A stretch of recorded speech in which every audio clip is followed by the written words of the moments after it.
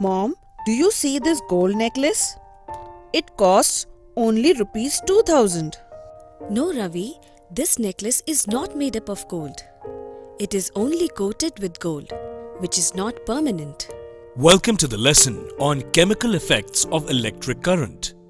At the end of this lesson, we will be able to identify the chemical effects of electric current, demonstrate the chemical effects of electric current, understand the process of electroplating, list the uses of electroplating.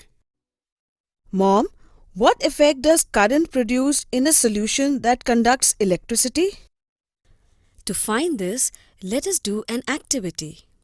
Take 2 carbon rods and wrap copper wires around the metal caps of carbon rods and join them to a battery.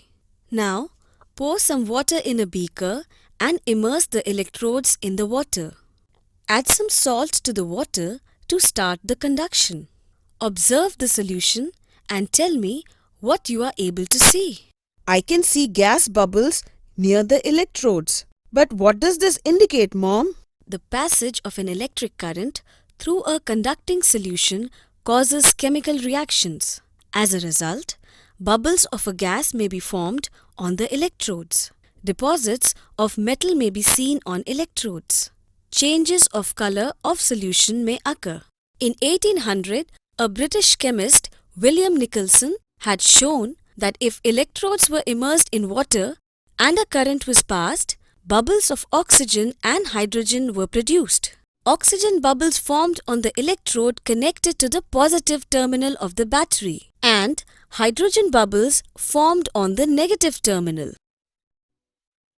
Mom, what happened to your necklace? It is not shining the same as it was shining a month ago. The gold coating has faded and worn off. How is this coating done, Mom? Let us do an activity to understand this. For this activity, we will require 2 copper plates and some copper sulfate. First, add 2 teaspoons full of copper sulfate in distilled water. Now, we take 2 clean and dry copper plates and immerse them in copper sulfate solution. Connect these copper plates to the terminals of a battery. Now, allow current to pass for 15 minutes. Copper sulfate dissociates into copper and sulfate. Free copper gets drawn to electrode connected to negative terminal of the battery and gets deposited on it. This way it gets coated. But Mom, what about the loss of copper from solution? From other electrode, an equal amount of copper gets dissolved in solution and thus the process continues. That means copper gets transferred from one electrode to another. Exactly, that's correct. The process of depositing a layer of any desired metal on another material by means of electricity is called electroplating. What are the uses of electroplating, Mom? Electroplating is used in industry for coating metal objects with thin layer of different metal. Chromium plating is done on many objects because of its shiny appearance and resistance to corrosion and scratches. Also, electroplating of gold and silver is done on cheap metals to make less expensive ornaments.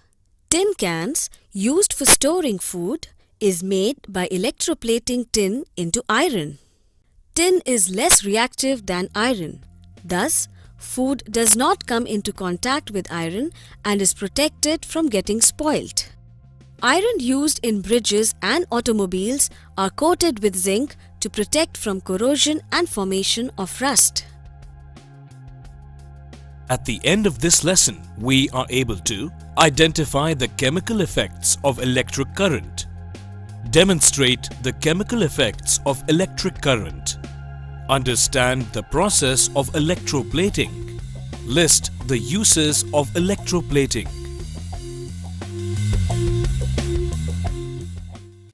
Visit ATech Academy on www.atechedu.com or contact on 90411 52777.